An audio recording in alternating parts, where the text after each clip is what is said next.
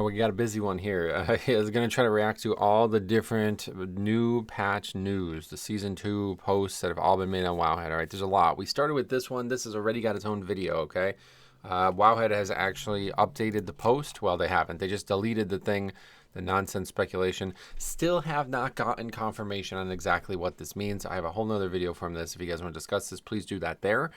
But yeah, I still do not know exactly what this means. Okay, but yeah, that's for a different video. Just wanted to bring that up since somehow we're 2-3 days later pretty much, and there's not been confirmation. We're gonna start with this one. This is, if you guys haven't seen this, yeah, I'm not gonna whatever. Like, we make a joke about it. I think a lot of people probably take it too serious. Like, I don't really care. Like, this has been a joke over the years, right? We started with Feral Druid and Enhancement Shaman and Legion. Then we shifted kind of to Hunters at one point in BFA and early, kind of those days. And then it kind of shifted to Resto Druid.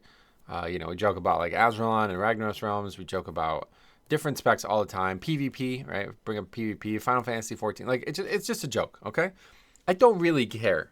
Like, I'm not going to play with these specs, but when I talk about them and I have like this vivid description of why I don't like them, it's just kind of just for a joke, right? It's not really that serious.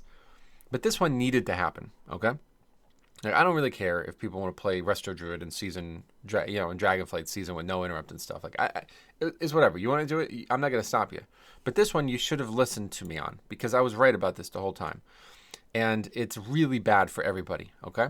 So Augmentation Evoker, now let's be fair, this is not an actual patch note, okay? So this may not happen. But this is really, really, really, really good. This is a huge, huge, huge, huge win for everybody. I'm going to tell you why. It's for everybody. Not just me, not just you, not just people playing Aug, not just people not playing Aug. It's a huge win for every person in this game, okay? So anyway, here's what it says. First patch, a build, PTR build, which isn't even testable, by the way. Ebon Might can no longer affect tanks or healers. Ever since Augmentation Evoker release, has been mandatory in every high Mythic Plus group due to extra defensives and healing power provided. These data mined changes were not confirmed in the main development notes, but if true, this change would definitely remove Augmentation Evoker as mandatory and more dependent on its actual tuning in Mythic Plus, possibly even having a season without it in the best composition. And so what it says is closest clutch mates. I don't know what that is, but people are saying that it was basically removed and it's added back. So it's going to be stronger to buff DPS, 25% better when not in a raid. And then the other changes, Ebon Might increases your 4 nearest allies' primary stat and causes you to deal 20% more damage. May only affect 4 allies at once and does not affect tanks and healers.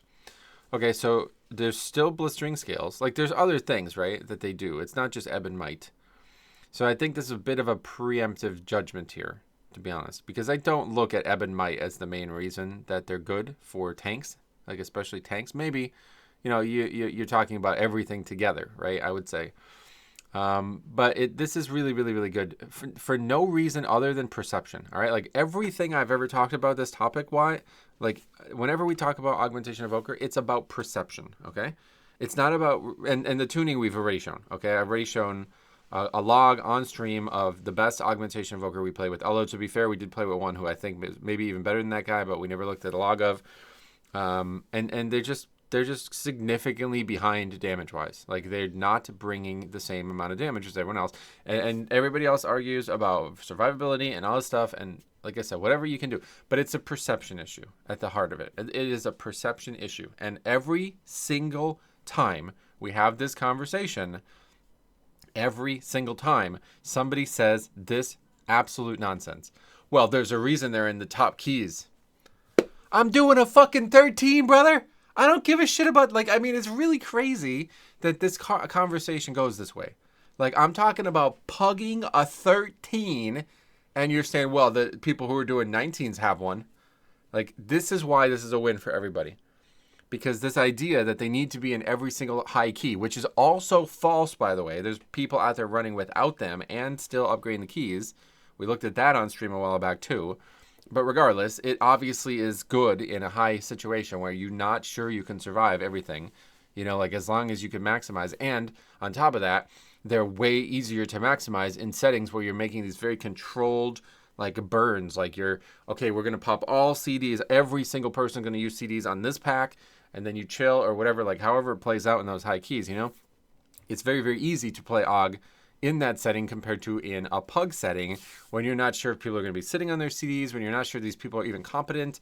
One DPS dies, now all of a sudden Aug loses like 50% of its value. Like, there's so many reasons to not play an Aug evoker in lower keys. Like, okay, if we're talking about 13s, 14s, 15s, yeah, whatever. You want to make an argument there, whatever. We're done making these arguments. But you're talking about 10s? Like, we actually have people arguing to bring them in lower keys, like sub 10s especially. It's like, brother, what are you talking about? Like, they are just getting carried, okay? And it's a big deal for everybody who's playing Aug too, okay? And you're not going to like hearing this, all right? So I'm just telling you the hard truth here, okay? You're getting carried on the spec. Unless you're doing a 19, you're getting fucking carried. That's all there is. There is no debate here. There's nothing you can do that will match what you could have done on an actual DPS spec, all right?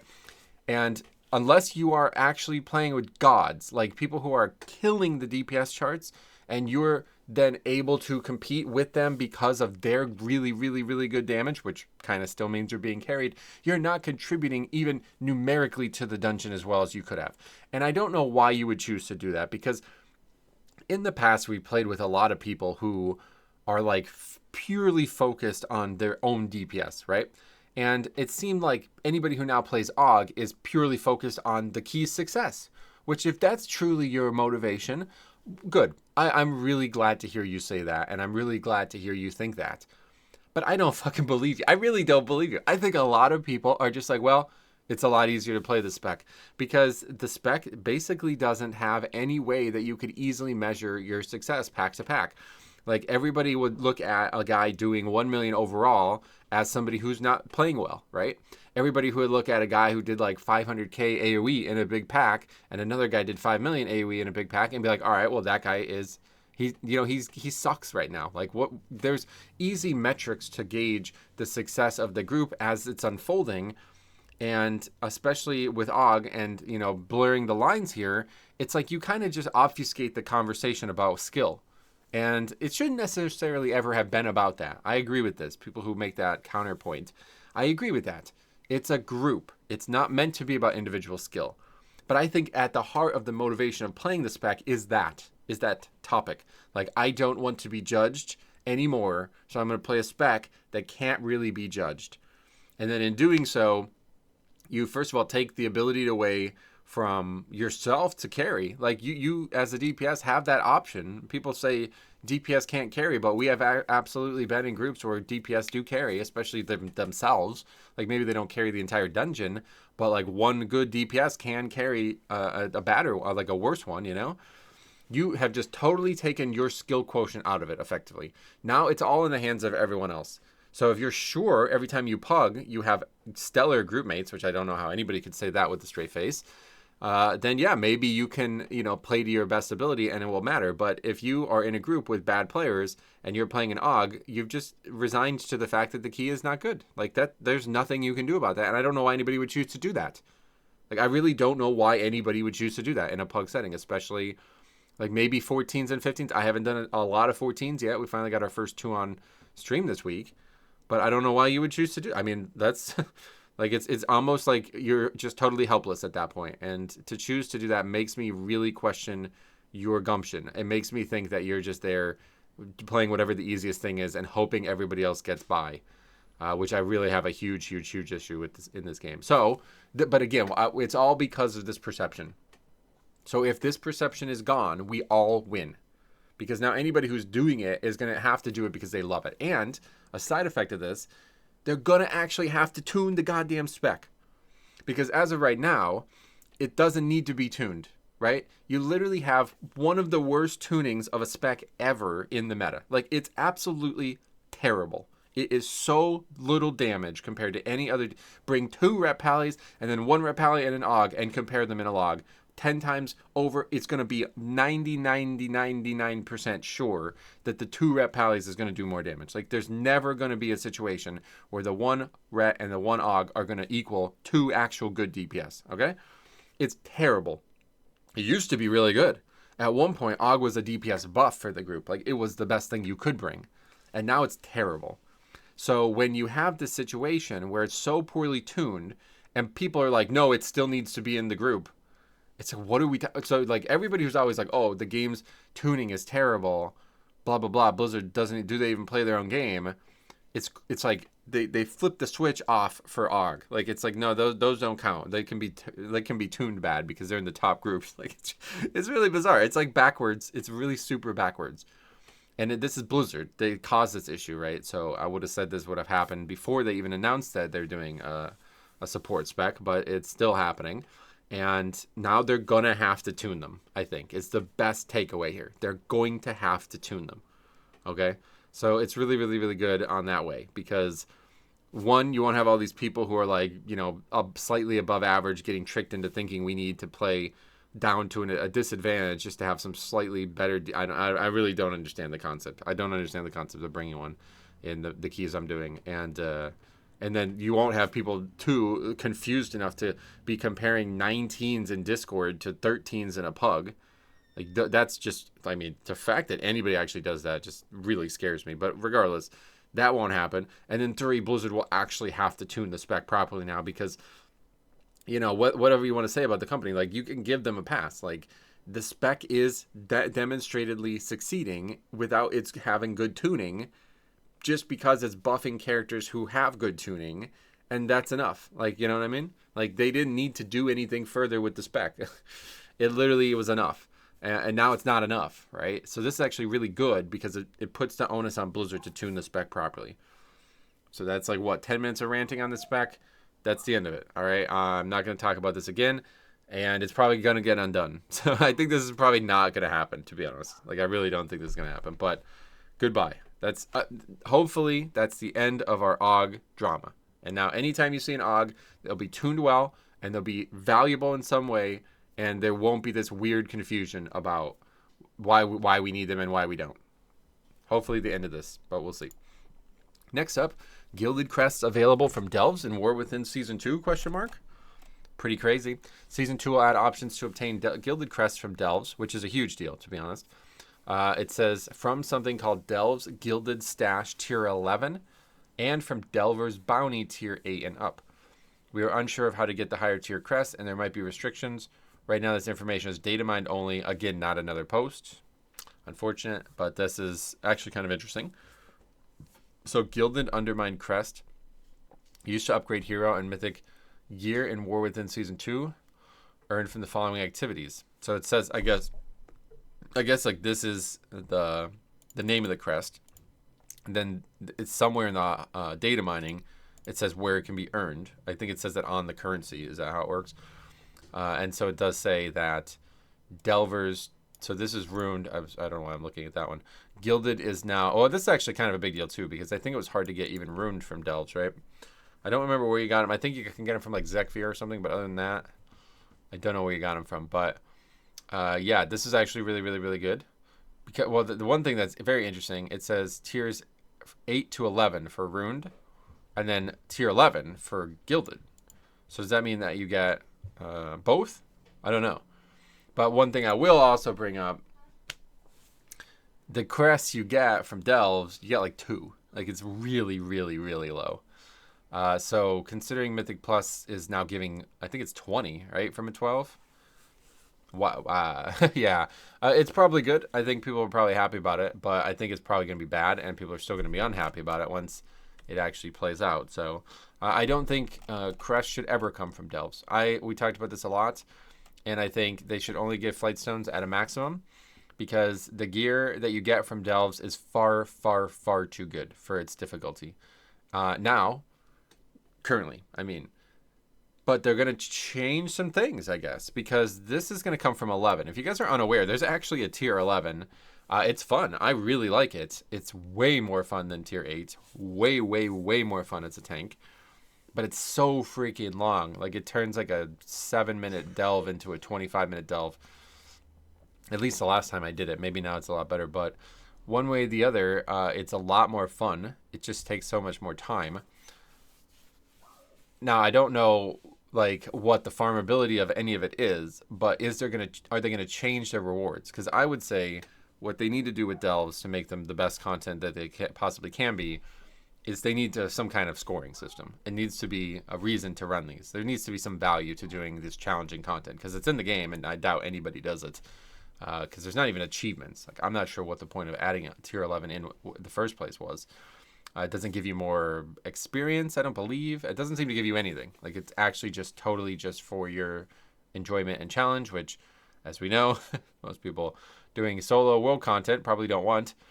But yeah, also from the potential like bounty delves or whatever. So we'll see how that plays out. I just don't have your hopes up. Next up, threat buffed. Okay, so this is just pure data mining again. No actual post, but this one seems like it's probably happening. I have no idea what that number means. Mod threat 650.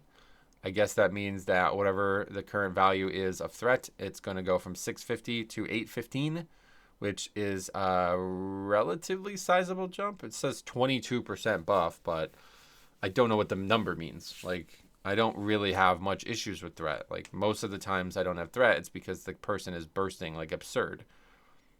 And what, like, I've always told everybody, this is the truth in Classic, this is the truth in Dragonflight, in War Within, in Mythic Plus, in Raid, in any content that exists.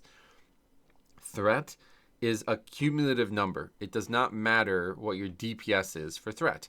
If you are doing threat before other players are doing threat, you will have threat for the rest of that pack. Like, it's just, unless you go AFK and stop hitting globals, you will catch up. You will get a lead that they will not be able to ever catch up on. So this is how you do this. Like, people who are like, oh, well, you don't need speed as a tank, blah, blah, blah. It's like, in a pug setting, speed is your best threat stat because it will potentially allow you to beat others to every pack that you do.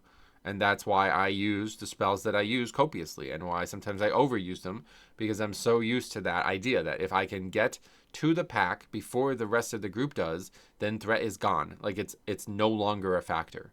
You know what I mean?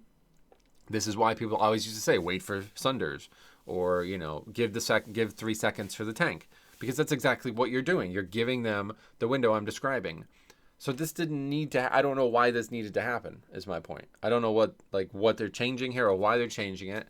I'm not a fan of when threat is no brain, like when you have no DPS potentially ever pulling, because I think it's really, really unhealthy for the DPS. I liked the skittish affix for this reason, because the game was telling you, hey, threat matters. You have to care about it. So when you say threat doesn't matter, and then at some point it may, the DPS have no idea how to respond to it. You know what I mean? And then they're like, lol, shit, tank. Like, they just immediately blame the tank, when in reality it's a two-way street. Like, you could potentially lower your potential issue of pulling threat, or the tank could potentially raise their wall against you pulling threat. Like, it can go both ways, and that's how it should always have been looked at. Next, we're going to look at the models. People are asking me to do this. I don't really care about other specs, but I will just comment on their visuals, since transmog is a really big deal to me. The Death Knight set may be one of the best ones, to be honest. I don't necessarily like the blue. I don't like a lot of the sets, but this cloak is one of the best looking cloaks I've ever seen in the game, which is really crazy, because usually I don't care about cloaks. That's this set here, brother. That is freaking. That should have been the Maldraxxus armor. This is crazy cool looking. If you play Unholy, you got a green one. There's also the blue one for Frost. I feel like that's really cool. I don't like this coloration at all. I really like the, this one here. This one's really, really nice, but I don't like the dark red. Like, if it was this, like the metal was this, okay, trying to explain. If the red cloth was on this set and the metal was on that set, it would be perfect in my eyes, okay? And then there's the PvP one, which usually is the best one color-wise, and again, a very unique color, although it doesn't look like anything a Death Knight would have. But yeah, these are great. These are probably one of the best ones. We'll look at the other ones. Demon Hunter. That is really weird helmet. I don't like that helmet at all. What the hell? That does not look like a Demon Hunter. It actually looks more like a Warden, right? Doesn't that look like a Warden? That's kind of strange. Oh, I love that color. Wow. That's really just a Night Elf Demon Hunter color, though, right? It's really weird. Does not look like a Demon Hunter thing at all. I'd like to see it without the helmet. Druid. First impression. Great colorway there. Love that. That's very druidic. The helmet's kind of good. I like the antler part, but man, the mask is weird. Looks like a rogue. I don't know. It looks more like a shaman set, doesn't it? Don't like it as much. Evoker. No, I just don't ever like evoker gear. But it's like a full transmog. Is that common? I thought evoker couldn't like have a full transmog. Why did they have legs and pants and stuff? I didn't think they could have those things. Oh, this is what they... Oh, that's what they look like out of... Oh, I see. That's what they look like out of dragon form. And this is what they look like in dragon form. You sure you want to play Aug? I mean, I just don't know why you would. I really don't. Anyway, yeah, no, that's terrible. Hunter. That is a another weird ass helmet. It's just very, very basic looking. Looks like a leveling helmet, but the rest of the set... Is this a Sylvanas set? It looks like Sylvanas, isn't it? It's like, without the helmet, I'd be like, oh, is this Sylvanas' transmog? With the giant skull on it? What does the hunter have the skull for? That should have been on a different set, I think. Oh, the mage one. Wow, that's cool. The mage one is striking. Very mage look, I feel like. A battle mage look, actually. Really battle mage look. I kind of like those. Oh, those colors are vibrant too, right? Oh, that one might be my favorite one, though. Yeah. I love this kind of like brown and light blue color that they do a lot. Okay, the monk one, people keep talking about it looking like Dragon Ball Z characters. I mean, if you just look at the back, well, you got to really look at the yellow one, but if you just like hide the other ones, like these three don't count. Look at this one here. You see this here? That's exactly what Goku's, or, you know, any really Super Saiyan's hair look like from the back. But then you look at the front and it's like, what, that doesn't look like a Super Saiyan at all. But yeah, I don't think it's going to look like that. People keep bringing this up that these pictures have no gravity. So I think the hair thing is going to like bounce around. Like I think it's going to rest here on the back. So I don't think it's going to look like that. But this color, that I saw this color on stream, I mean, that's got to be one of the best colors I've ever seen of anything in the game. That is one of the prettiest color schemes of anything I've ever seen in the entire video game of 20 years of World of Warcraft. So great. The other ones aren't bad either. This one's really, really, really colorful too. It's like they really just went all out with like the saturation of the colors for the monk. So pray that this one's accessible, because God, that's the best one. I would like literally wear that as a Death Knight if I had that. The purple one's not bad. Actually, they're all good. Like this one, holy shit. That is fucking clean. Like that's just clean, right? Wow. All right. Paladin one. It honestly really looks weird. I just don't like this one. I don't like this one at all. Let's see if there's any good colors. Not really.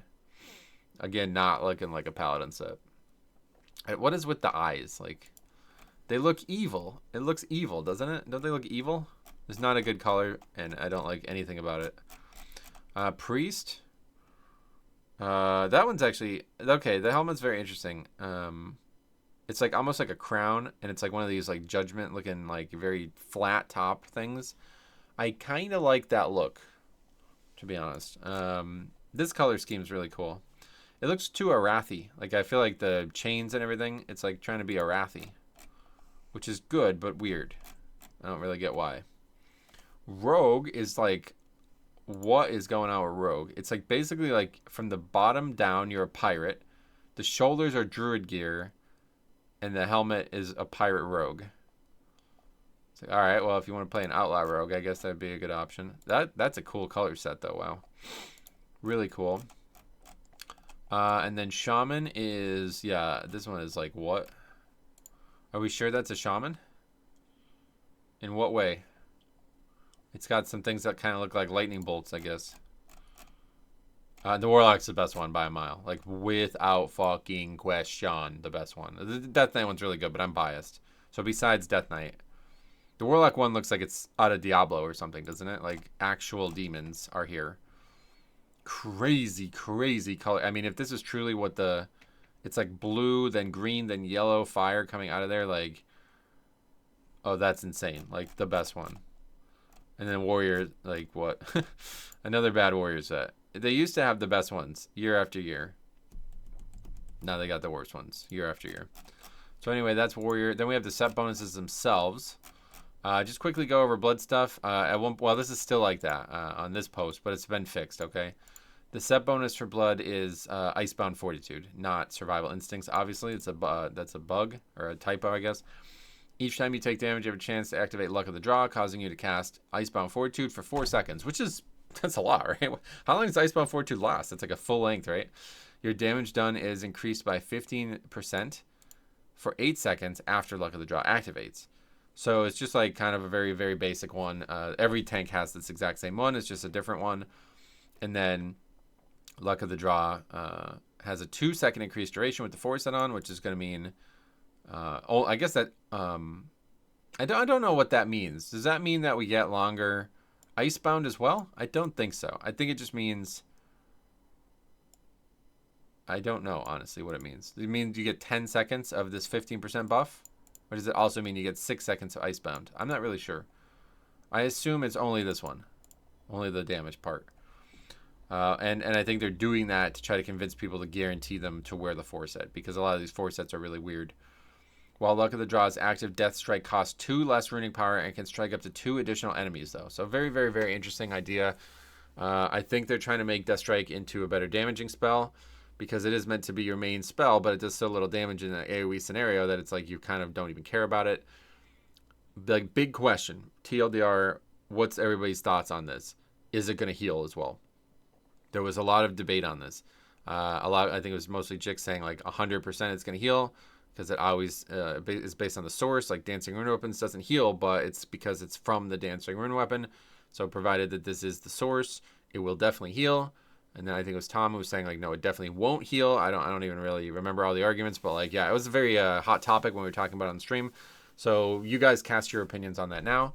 I do not think it will heal. I think it'll be purely DPS. I don't know enough about the other tanks at this point, but I think you can learn a lot about what their design philosophy is for the other tanks. And it could be the reason that they do, it probably will heal because of this. Like you get meta. And then the Hunt has a high chance to refresh its cooldown. I don't know. Like, Hunt is purely offense, right? Like, I don't know. So, like, maybe that's a reason to think they're not going to do it. This one has 10 Druid abilities. Cast every time you cast 10, you get another Druid ability. Does that count Iron Fur? Like, I don't know. Like, yeah, I don't know how it works. Obviously, I don't think anybody does right now. Brewmasters is 2 Blackout Kicks, deal extra damage. So, but Blackout Kick is also activating their Mastery, I believe. So it's like, all right, you know, it's like kind of both, but it's mostly offense, I feel like, is the goal. Everyone keeps talking about this one being overpowered as shit. Shield of the Righteous refunds 1 to 3 Holy Power, which is really crazy. Considering we got 2 Runic Power removed from Death Strike, and they're going to get potentially 3 Holy Power. What are you talking about? Anyway, and extends the duration of Luck of the Draw. Blah, blah, blah. So, like, yeah, you're probably going to get, like, at least on average, you're going to get every second Shield of the Righteous, you're going to get 1 free, right, on average. So, yeah, that's going to be way, way, way, way better than the Death Strike one, obviously. And Shield of the Righteous is, I think, their top damage, is it not? So, and then Warriors is, that's arms. It's down here. Is Shield Slam's chance to critically strike is increased by 50%. So that one's pure offense, right? I don't think Shield Slam crit has anything to do with defense, so I don't know. It's hard to tell. There's some other cool stuff to look at. There's a bunch of transmog. I don't really care about goblin themes. Does anybody? I'm not trying to like flame anybody who does. But does this look like a WoW aesthetic to you guys? Like, I just don't feel like it does. It doesn't look like a fantasy aesthetic. It looks like a different game. I've always felt like goblins were totally out of place in this game, even in Warcraft 3, to be honest. But that's cool, at least. I don't like a single thing that I've seen here. Not a single thing I would wear in any way. Unless maybe I played a goblin. And then this is the outdoor world stuff. These are like not any real... They're not really better or worse. They're just same aesthetic, so I just don't like them. But I'm sure a lot of people do like goblin stuff. But I don't. The mounts. This is from... these are a bunch of new mounts. Yeah, so... I just show them because they're here, but I'm not really a big fan of rockets and these mech suits. This is fucking awesome, though. There's actually a whole post on that one. This is the new Keystone Master mount. It looks like it'd be cool, actually. It looks like it's going to have some cool animation to it, too. I can't wait to see that. Then we also have, this one might be one of the more cooler ideas here. There's going to be a new character screen. So we can't actually see them individually. It's just like a picture of them that's data mined. But the current one is, I think it's meant to be as your span, right? It doesn't really look like it, but it kind of, like it has to be. Like there's no other zone in the game that has that art. So that's as your span. And then there's one for Anaran Plains as well, which is kind of strange. This, I literally don't think these places actually exist, I guess. But this one, like, does... This one definitely doesn't exist. Like, unless that's in the new zone somewhere. It's possible. And then this is, like... I think this is a raid boss or something like that. I don't know what that is. It's like... you play a goblin. You like a lot of goblins. And then there's just Dornegal, which is... It's actually a city that you quest in. So, they can do infinite amounts of these. And they should. I think they should literally do one for every single zone aesthetic in the game. And, yeah. Oh, okay. It says here. The Arathi Airship Delve. Oh, that's what that one is. Nightfall Sanctum. Okay. So there's the original campfire. Galagio Grand Gallery. Site of the new Undermine raid. So that one's the raid, yeah. Freywold Spring. That's this one. Another campfire location. Oh, yeah. All right. Yeah, no, that's definitely Onaran Plains, right? 100% Onaran Plains. You can even see like the wispy clouds. That's on Iron Plains. And we've also found that at least one of these screens is unlocked through in-game achievements, which I actually really like that idea. So Freywold Springs, which is they're saying this one. Oh no, this one. Completing the Kazalgar achievements below. Oh, it's just easy shit. Flight Master. Oh, that's great. I love this. I think they should do this. I think they should have prestigious ones too. I really do. If I would do this with skins. I would do this with everything in the game. Any visual in the game should be behind actually playing the game. Now, I know they sell a lot of stuff, so that kind of blurs the line, but I like that idea. And then here's the actual mount we were talking about. This is the raid mount. Obviously, you're not going to get this unless you probably pay somebody to get it, because this is like the top hit of the era kind of thing. This is like the Pikachu from Surging Sparks. But yeah, anyway, let me know what you guys think. It's a super long video. But yeah, there's so much coming with this patch. Let me know what you guys think about any of this stuff. I'm sure there'll be a lot of odd comments, but I think it's at this point, you know, the game's heading in a great direction. So let me know what you think. Thanks for watching. See you guys in the next one.